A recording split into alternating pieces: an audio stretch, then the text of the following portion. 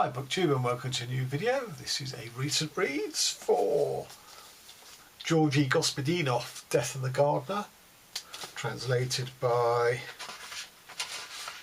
Angela Rodell. A Graveyard of First Chapters by Johnny Payne.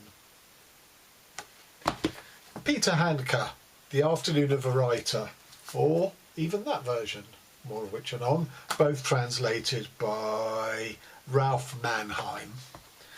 The Interim by Wolfgang Hilbig, translated by Isabel Fargo Cole.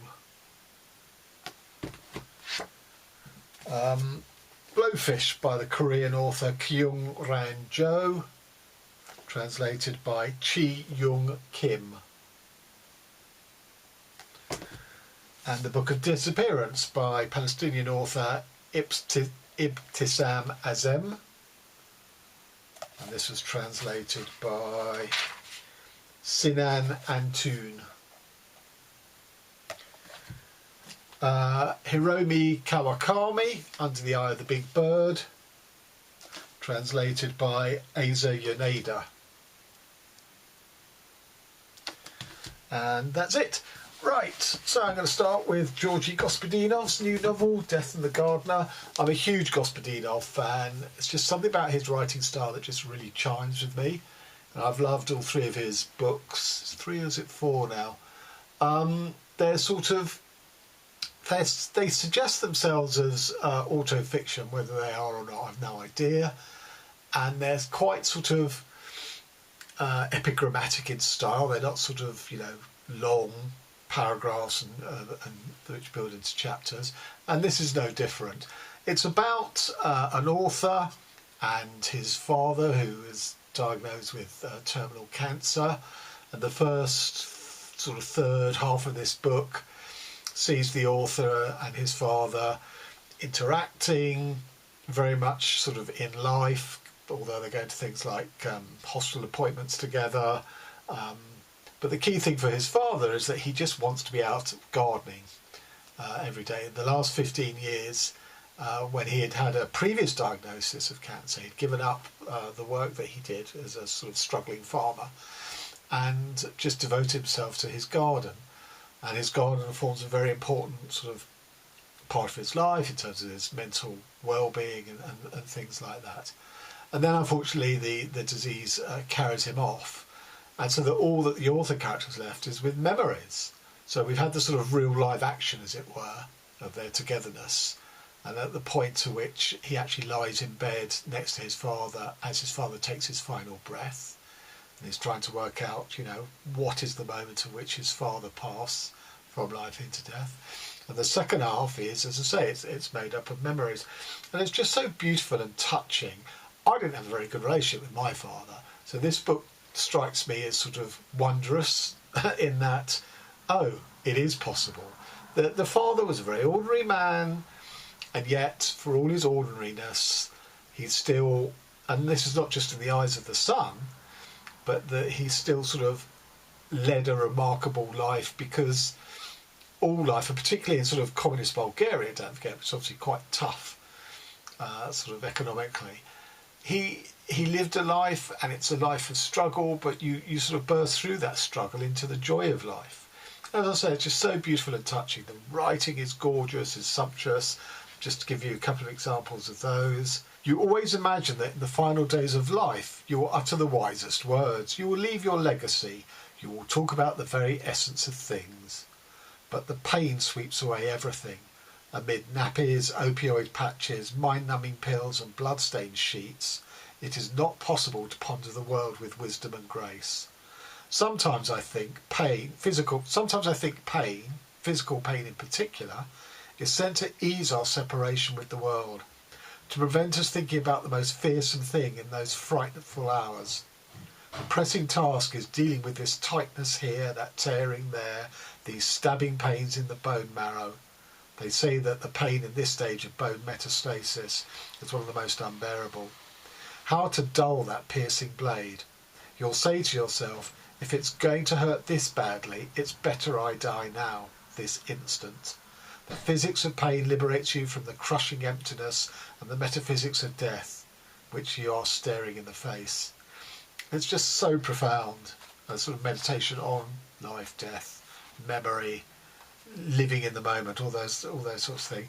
And just one of the more pithy things, idiopathic fibrosis in the upper parts of both lungs, pleural-based lesion with high metabolic activity, multiple lesions of varying size in both lobes of the liver, up to 55mm with high MET activity, the larger ones with extensive central necrosis, multiple metabolically active bone metastasis in the left femur and hip, in the right femur and hip, suspected propagation in the cerebrospinal canal. Until, this was obviously the diagnosis of his father. Until now, I'd known that Latin was a dead language. Now I know that it is the language of death. Death speaks Latin. Brilliant. Tender and yet profound and philosophical at the same time. Wonderful. 5 stars. And onto A Graveyard of First Chapters by Johnny Payne. So this was sent to me by the publishers for review, Silent Clamour Press, and I'm very grateful that they did. So the Graveyard of First Chapters is literally that the main character, who's called Jasper Delgado, is a writer, but a writer at the end of his tether. He's had 8 books behind him, which seem to alternate between critical success and then critical neglect. But he's managed to sort of lose everything. He was sort of played off between 2 women, where the woman he was with, called Vanessa, was sort of tired of him, and she basically got her friend Gita to take him off her hands. And Gita and Jasper get married. They want to move into a house, do the whole sort of conventional family thing. And in order to make money for that, Jasper starts dealing on the stock market and is very successful at it. He's got a real knack for it. But unfortunately, the addictive side of his personality kicks in, and he can't quit while he's ahead. And he manages to spunk all the money away on effectively gambling. And Gita kicks him out. So he's lost his house, he's lost his marriage, his writing career is sort of going nowhere. All he's got is his car and his laptop. And his laptop contains lots of first chapters of books that he's never seen through to completion. And he's asking himself whether this is because he doesn't have the stamina to take these beginnings and to run them all the way through to the end, or is it that these chapters aren't good enough and don't have legs to stand on? They don't merit further development. And the book is interspersing these first chapters from his computer with the actual story that he wants to tell of he's living in his car, and then his car breaks down, and it's not worth, he doesn't have the money, and it's not worth repairing for a final time. So he's really down on his luck. He's lost literally everything now. All he has is his laptop. And through a series of bizarre coincidences, his life starts moving forward. And one of the questions this book asks is things that strike us as too ridiculous, the coincidences are too improbable in a novel, but equally in life, maybe they are fate. Maybe it is predestination that, that he met this guy who gives him a job at a car wash, that while he's working there, he receives a letter from Peru advising him of a half-sister that he never knew he had, and inviting him to come and meet the half-sister. So there are all these sort of improbable coincidences, which the book discusses as to whether they are genuine coincidences. So we get the story of him, this guy who gave him the job called Butch, Vanessa, who's the first woman who passed him off to her friend Gita, but now regrets her decision and wants to get back together with him. So they are going on a trip to Peru to track down this half-sister and establish whether she's genuine or whether she's just trying to con them. And that is the story, which is interspersed, as I say, with all these first chapters from his computer, where we've got like a polar exhibition narrative. We've got a sort of speculative history or alternative history on the Incas chapter. We get a really interesting story about 2 guys who are very easy in Los Angeles. They're very sort of socially adept. living the good life. But one of them, and they both have lots of women chasing after them. One of them is hooked up with a woman. She's more taken with the other guy once she discovers he's a poet.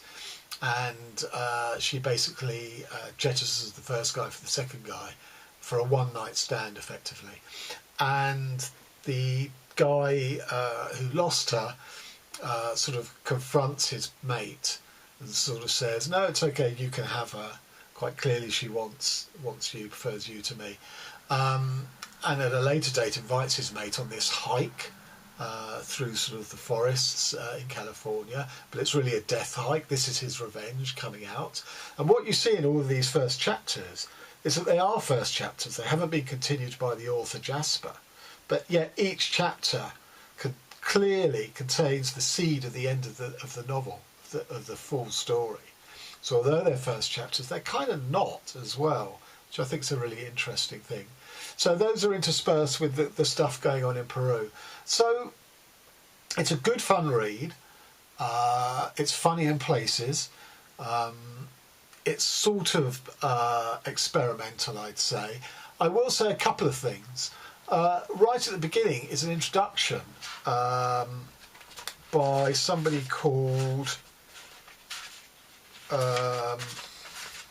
J. Bradley Minnick, who's an academic from, I think, an Arizona University. Now, I don't know if this guy really exists and it's a genuine introduction, forward, or whether that's also been written by Johnny Payne. I don't think it really matters. But I was a bit bemused by it because it's like a movie trailer that sort of gives you all the best bits of the book, draws them out, and presents them to you. So I was a bit sort of baffled by that. And then the other thing is, I have to say, I'm not a great fan of sentimentality, and I did feel that the family trek to Peru did end or did veer towards a sort of rather sentimental ending. But the key thing on that journey, apart from the family dynamics, is this. Jasper says, I've been rereading the first chapters. I couldn't stand to look at them for months on end. Each one seemed dead on arrival, another evidence of my insufficiency. I could only picture them as a graveyard, one I was carrying around with me everywhere I go, making it even less likely that I'd ever write another novel. I haven't even tried writing for the past year. I decided to open them this morning. I literally copy-pasted them all into a single document, so I wouldn't have to keep going from one to another, and I've been reading. And Vanessa asks, and the verdict? I haven't got that far in thinking about them. I've simply been trying to piece together what happened, where I got stuck. You can't say much about something that's just in its initial stages. I know I should have been more forgiving of each one. They're mere words, and I've always been harsh on myself. Even my bestsellers, I wanted to claw them back.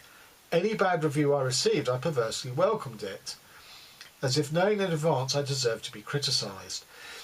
And what he realises is that act of putting them all in one document for convenience of reading, rather than having to sort of close and then open the next one, that's his book. That is his book, even though these fictional first chapters don't seem to have anything to do with the main thrust of the story, which is his trip to Peru and with this sort of tight sort of gang of people. But then he realises that there is one thing that ties them all in common. It's him, it's his imagination. These first chapters can only have emerged from his imagination, from his being. And they are just as much part of him as his journey to Peru. And as I say, it comes back to this thing of, is it sort of coincidence, or is it, predestination? And the fact that some of the chapters merge between the sort of fictional first chapters and sort of descriptions of this journey, which are sort of in the main fairly straight. So there's one where he's dreaming that there's sort of the Inca civilization is rising up against him, and he and Butch, the guy, he and Vanessa are trapped in a house with all these Inca zombies who are raising from the dead to come and kill them and throw them out to Peru. And it's very kind of sort of sci-fi-ish fantasy, but it's because it's sort of threaded into the web of this whole narrative about him in Peru. You're wondering, well, this is a bit odd, this is a bit bizarre, this is a bit of a sort of strange coincidence. but then you realise it's really just the merging and the blending of the fictional first chapters that sort of stand alone, almost outside of him, and his sort of Peru narrative. But they don't, of course they don't. It all emerges. It all comes from within him. Hence it can pass seamlessly, well not seamlessly, but hence, you know, one can flow into the other. And that's what's going on here. That's I think the really interesting sort of point of the book about writing, art, consciousness, memory and imagination. It's sort of really an examination of all those. It was very interesting. As I say, I did feel slightly cheated by the ending and I was a bit mystified by the foreword. So I gave it 4.5 stars, but it's well worth a read. And on to Peter Handke, The Afternoon of a Writer. In a way, slightly not dissimilar, an inquisition into the nature of writing. I have to say, written in 1989 when I sort of first read it, this was a reread for me. This is one of the really sort of top-notch books about what it means to be a writer, what's involved, what the questions of writers are engaging with every time they sit down to write. Before I get into that, just to say why I've got 2 copies. This was my original from 1989. This was sent to me by long-time subscriber Bob Black, who's on a mad tear-up of reading all of Handke's work, both plays and novels. And I said to him, I couldn't... This isn't listed under my Goodreads Handke Reads, but I said to him, I recognise this cover. I'm sure I've got it in my library in the shed. So I went down to the shed and I found it. So I have read it, but I couldn't remember a thing about it. So I thought I'll reread it. But in the meantime, Bob had gifted me this, thinking that I didn't own this and hadn't read it. So I'm going to include this book in a small giveaway sometime in the near future, which I'll announce in a video, of double copies of books I've got. And, you know, there's no point me having 2 copies. So I will share them with people who are interested. But more of that anon.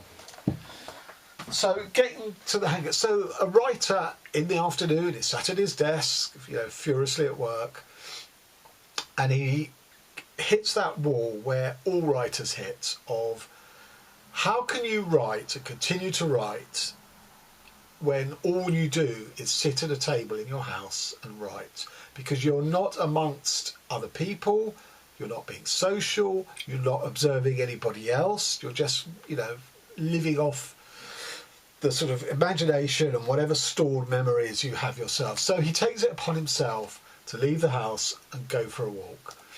And what this book is the narration of that walk, of basically everything he sees. Everything is described. Everything could be material for his book. And in the sense of this book, it is the material of this book. You know, this is a fictional writer going for a walk, and everything that this fictional writer observes is included in the book, and yet it's a work of the imagination. It's not like he's got a film camera and he's recording everything he sees, but as a writer, mentally he is, and some of the things he describes he will add to through metaphor and simile, and other things he will just describe absolutely neutrally without adding anything to it. And it's really sort of that tension between what material do we writers use? Well, the things we see in everyday life, obviously. But the moment we step aside to observe them and remember them or make a note of them or whatever it is, we're not in it. We're not in that moment. We're not in that event, because half of us, at least, if not all of us, have stepped aside to record it. As I say, this is the difference between writing and, say, filmmaking. And there's a very interesting section when he goes to a pub that he used to frequent, so he knows all the regulars there, even though the pub itself, the physical shell of the building and how it's decorated, is completely changed. But he's re-anchored into it because he remembers and he recognises the regulars there. And each of them, sort of, whatever their sort of failed status in life, they all say they've got a book in them, as we all have, you know, that sort of cliched, everyone has at least one book in them, based on the events and the recounting of their lives. But what makes him a writer as against them is that they may talk a good game that they've got a book inside them, but ultimately it boils down to, well, they've got a few anecdotes that they tell around the table in a pub, whereas he's a writer. He can see it through all the way to the end. He has stamina. He has, you know, his observations and narratives have legs to stand on, whereas theirs don't, and they sort of sink back into sort of drunken stupor.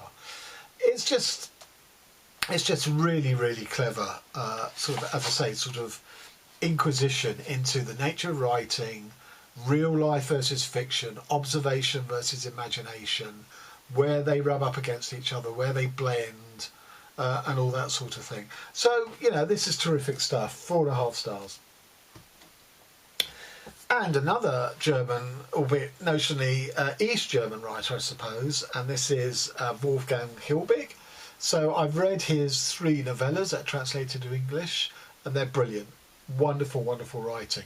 I read his longer novel called I, which is about the Stasi surveillance state of East Germany. And I think the best bits of both of those tendencies are contained within this.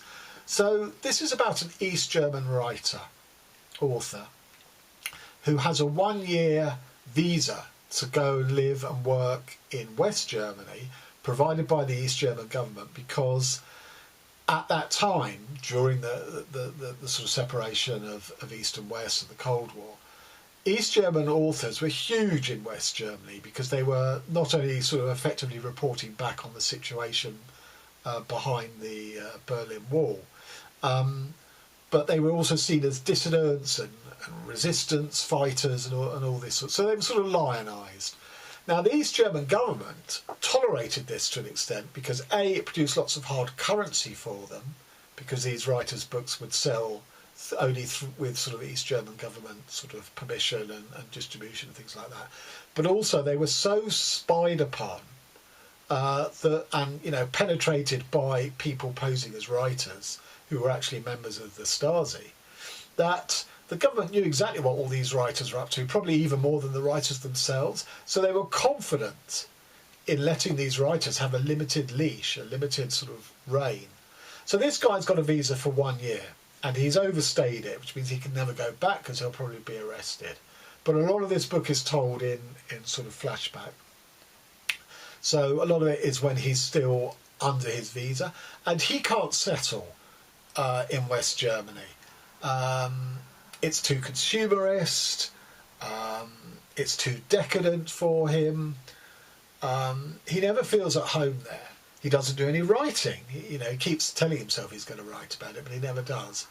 And what he's most comfortable with are the train stations, because he's zigzagging all over West Germany. Sometimes he's going back to East Germany to see his mother or whatever. And the only place that he feels comfort is in the various train stations. He has more familiarity with them than with the landmarks of the various cities in West Germany that he's staying in. He's a very heavy drinker, and he's absolutely beastly to the women who are notionally his partners, both in the East and in the West. He's an awful character, but there's so much good writing that I'm not necessarily sympathetic to him, because I find it very hard to be sympathetic to any alcoholic, but I want to know how he's going to get on, because Hilbig is that good a writer. So just to give you an example of one of the bravura sort of sections, I guess. This is about the difference in, obviously, a free press in West Germany as against to the state sort of press in East Germany, which is just sort of an outlet for propaganda. More and more often, he wondered whether the principle even had a chance against the reality that prevailed over it. The avowed freedom of the press had unmistakably degenerated to nothing except the freedom to take anything that could be thought, no matter its nature, and process it so it was fit to be sold. All facts and even non-facts, everything that could be shown or verbalised in any way, had to be rendered marketable, and for that purpose all symbols and images were permitted. Anything truthful or valuable that survived that processing procedure intact owed more to chance than the tenets of democracy. Which I think is so, I mean, this was written, I guess, in the late 80s, early 90s. It's so prescient and true about social media. It doesn't matter whether it's fact or non-fact. Anything goes, and anything has its audience, and anything has, if it has an audience, it has potential for sales. And he wrote this in a way before the pre-internet age. It's so spot on. He's very funny in his sort of diatribes about sort of sex and prostitution. That's what really sort of sucks you into the novel, whether you sympathise with him as a character or not. Just these sort of brilliant sort of rants, really. The Handke has been compared to a fellow Austrian, Thomas Bernhard, particularly a book of his called Walking, because after all that's what this book is. But in a way, Hilbig also contains sort of Bernhardian-like rants, particularly in this book. And another little sort of brilliant sort of piece of writing. Remembering these words, he felt a twinge of pain, a sense of loss, quickly turning to envy. There was something he lacked, and he couldn't find the reasons why. For him, love never achieved the level of normalcy, he told himself. When it stopped being a state of exception, he stopped believing in it. For instance, he never slept in the same bed with Hedda, and against Hedda's desire for him to do so, he had a never-failing weapon. He snored. But he didn't snore when he slept by himself. At least that's what Hedda claimed. So a lovely little sort of insight into how he can't commit to this woman in West Germany. So all in all, this is a character who's in between. He's in between East and West Germany, capitalism and communism, writing and not writing. So although he's not sympathetic in and of himself, these dilemmas you can absolutely sympathise and empathise with. So, again, Hilbig hits the mark. 4.5 stars. And on to Blowfish by Kyung-Ran Jo, Korean author. So this is a book about two people in Korea and Japan, I should say, because the book switches between Seoul and Tokyo, who've both been deeply affected by familial suicides. The woman is an artist, an installation artist, and her grandmother, who she was very close to, committed suicide. And eventually her father does the same, but she's less close to her father. It's really the grandmother's suicide that's impacted on her. And the Japanese man is an architect whose brother commits suicide. And it's such a blow to the family that this architect, basically, he remains working in architecture, but he gives up all his dreams and hopes to go and move back in with his parents, who are absolutely crushed by the suicide of their son. So two characters who literally see embodiments of the suicide in their lives. The woman almost is like haunted by this spectre of a beast who's always chattering into her ear that she should commit suicide, whereas the man is haunted by the spectre of his brother, who he sees and talks to, and they sort of find each other. And the woman artist, is determined that after her next art exhibition, she's going to commit suicide. And he realises this, he intuits it, and he's wondering desperately how he can prevent her without ever sort of making it overt and accusing her, even though she's going to do it. He doesn't want to, almost force her hand and bring it out into the open, but he knows that's what she's going to do, and he's thinking of ways to sort of impede that. She's going to do it by partaking of blowfish poison.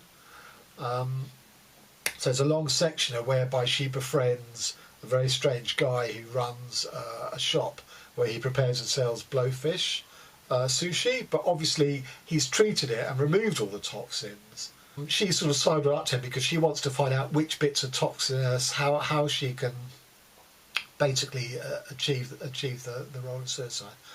So it's very interesting until I got the sense of, just as I didn't like the sentimentality of this, I rather felt an inevitable that this was going to sort of lapse into sentimentality, that this was ultimately, between the man and the woman, this is a love affair at a distance. It's never consummated, it never has to be, but he pledges that he's going to save her from committing suicide. And there is something within the writing of this book that made that obvious, and B, just sort of, to me, made it tinged to sentimentality rather than the sort of rather hard-nosed thrust of the female artist up till then. And I knock a star off for that because, as you can probably guess, I'm not a big one for sentimentality. I just want to make a final comment about her art is really interesting, whereby she makes these installations with interesting materials, whereby it's a sculpture of a boy, but it's a kinetic sculpture, so that it's morphing into an old man and then back again from the old man to the boy. I've just found that a really interesting concept for the art. I did like that sort of detail. And this is her when she's sort of window shopping. A bamboo cutting board, a tea set, leather shoes and a bag, a dinosaur robot with sensors, a hefty notebook she picked up and put down several times, a feather pen. An object's initial power was in the way it drew out possessiveness, a feeling that began with ordinary desire. She'd been thinking about the power inherent in objects, and a part of her thoughts had been devoted to the special objects at the centre of her work. So I really like that line, that notion of an object's initial power was in the way it drew out possessiveness, a feeling that began with ordinary desire. And this book is dotted with lots of these really interesting observations on life and art and the nature of, obviously the objects that she's describing. So I gave it 4 stars. And on to the book of Disappearance by Ibtisam Azem, Palestinian writer. This was nominated for the Booker International. I don't know if it was short or long listed or just long listed. And it's a book that seeks to give both sides an airing in the Palestine-Israel conflict, which, I think is laudable. But unfortunately, I think she massively messes it up by the artistic decisions she takes. So its premise is that one day all the Palestinians disappear from Israel, from the occupied territories, and immediately she's neutered the Palestinian half of the novel that she wants to tell because they're not there. So only the Israelis have real-time, live-action, reaction thoughts and stuff. The Palestinians aren't there. Instead, the Palestinian view is represented by a journal that was kept by one of the Palestinians who has disappeared. But even that journal is further pacified, made more passive, because this guy is basically having a conversation with his late grandmother in this journal, because she's the key to institutional memory of the 1948 forced exile of Palestinians at the hands of the Israelis. So she's talking about a Palestine pre-1948, pickled in aspic and pickled in this journal, because obviously it no longer exists other than in memory.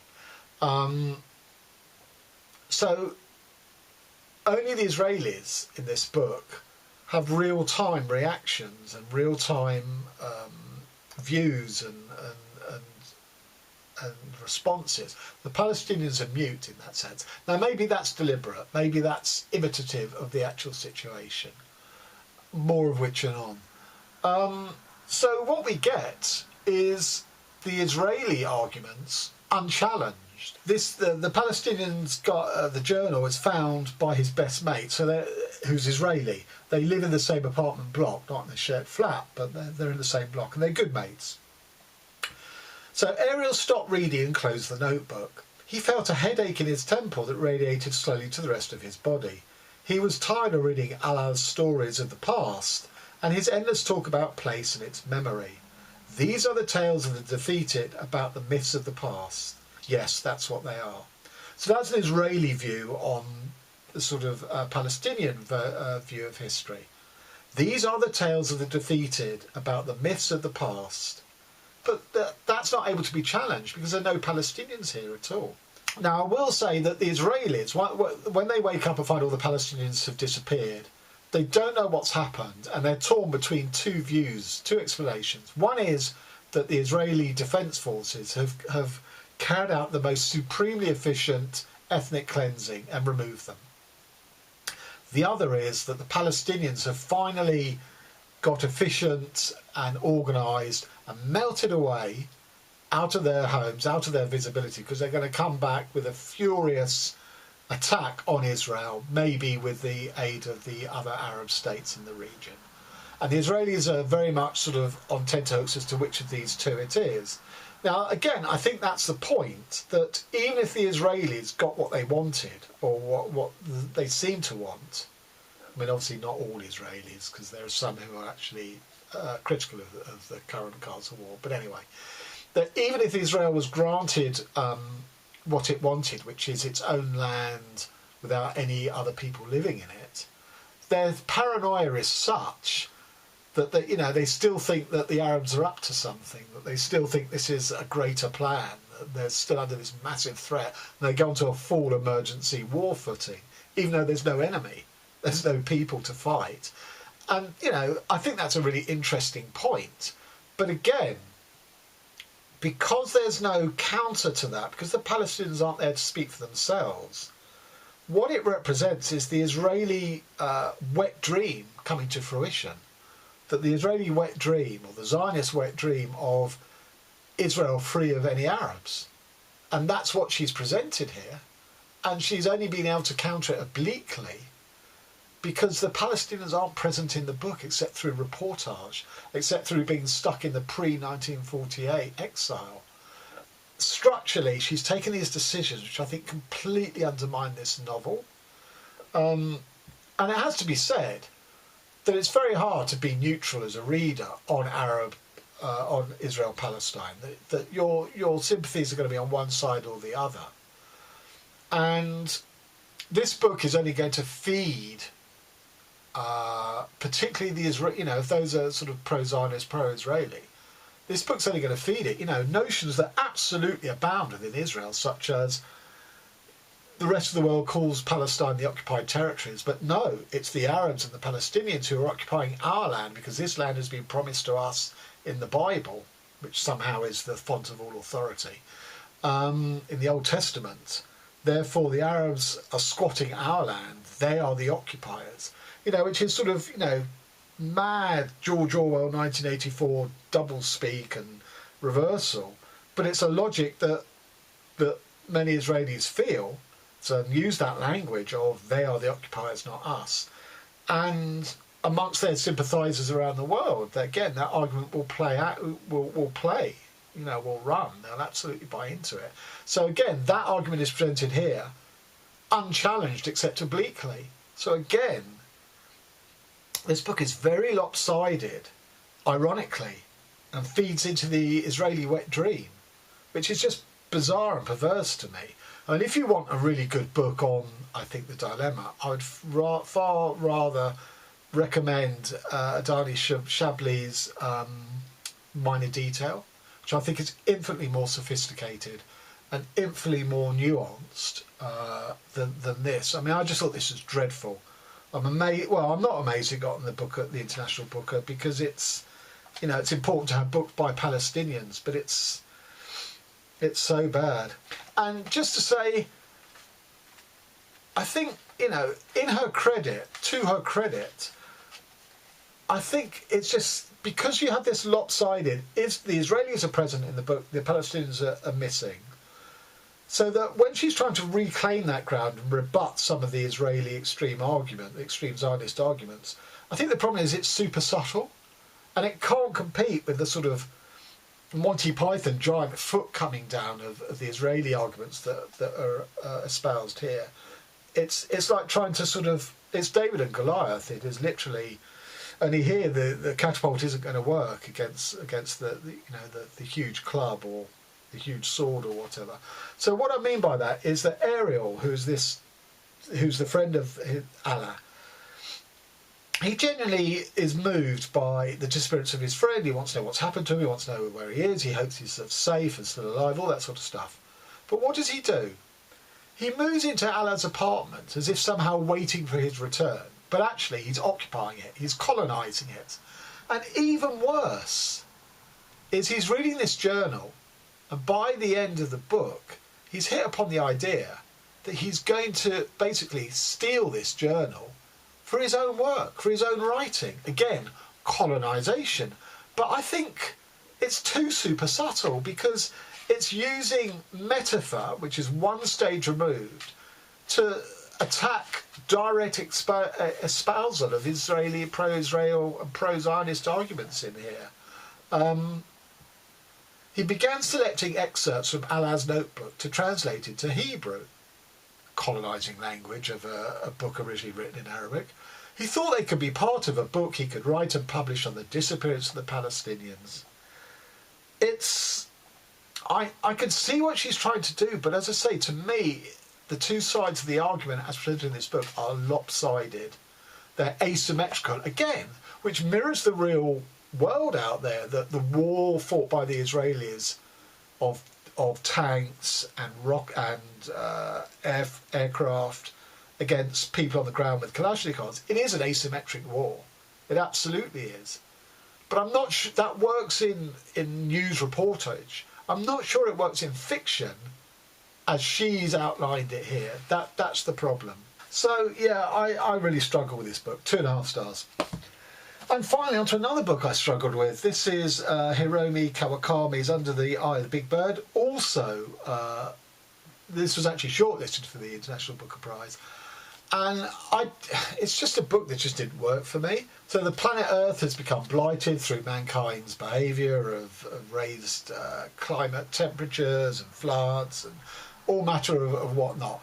And the human race is trying to restock itself, re-increase its population, swell its population from the endangered minority that it is on the planet, and adopts all sorts of different evolutionary strategies to try and maximise this. Things like cloning, things like sex only between certain people, sort of prescribed sex for reproductive purposes. And what we get is a tour through all these communities who each have a different approach and evolutionary strategy, as it were. So some of the people aren't even given names. They're just, they're numbered sort of lineages to track their, their heritage and things like that. And any time that we might get sort of into and engaged with a story of somebody who's the main focus of the community, we're then whisked off to a completely different community, and that person's lost to us. So it's impossible really to be engaged with this book other than the intellectual curiosity of, if mankind was nearly wiped out and had to restock, how would it go about this? What are the different strategies? How would that impact on culture? That these societies are primitive in some ways, but they still have the internet. It's a sort of hodgepodge of things. And I just couldn't engage with it at any point, I'm afraid. 2 stars. And that's it. That's my recent reading. A slightly mixed bag, but I will say, the Gospodinov will be in my top 10 of the year. I'm positive, if not in the top 5. But I'm a fanboy anyway, so maybe that's not fair. And then some really good sort of solid 4.5 star reads. The Hilbig, the Handke, A Graveyard of First Chapters. But then a couple of hugely disappointing prize nominated books in these two. So, as I say, a mixed bag. So, till next time, thanks very much.